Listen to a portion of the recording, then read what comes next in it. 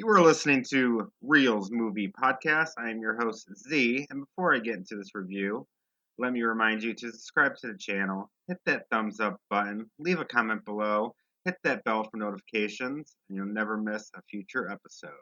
So for today's review, I'm going to be reviewing the latest comedy movie release, and I'm talking about Stuber.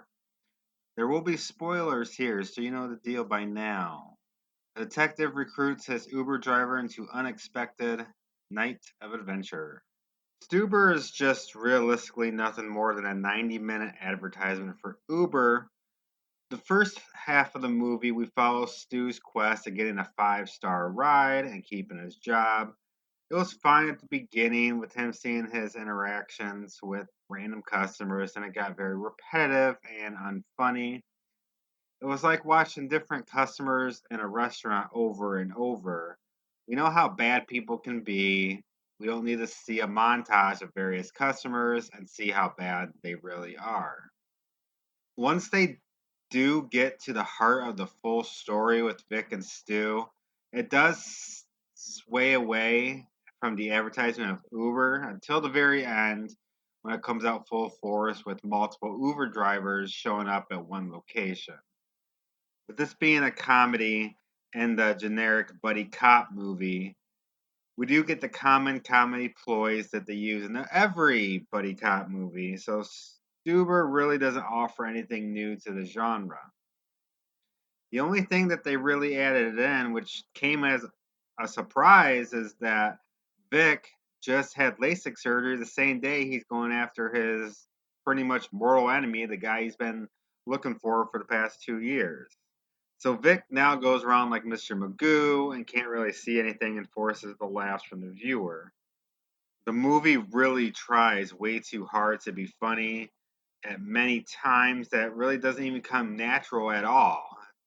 The pairing of Kumail, Nanjiani, and Bautista does work very well. These two are very funny together and actually have many funny moments just between the two of them.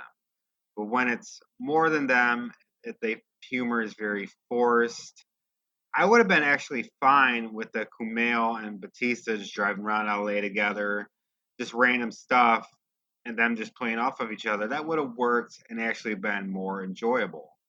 The movie was going all right with the story until they make the big reveal that Vic's captain, I guess, played by Mira Sorvino, is actually a bad guy. That deserved a big what the fuck because it wasn't needed. And that's actually been seriously driven down to the ground too much. They didn't need to keep forcing obstacles for Vic and Stu to go through. Vic was already blind and kidnapping Stu to drive him around. So them adding in this obstacle into the story does literally nothing. And she doesn't even play a big factor in the story at all. At the end, Stu hits her with a car and she's still alive. And that's the last we see of her. She literally has no effect on the story at all. My grade for Stuber is a C minus.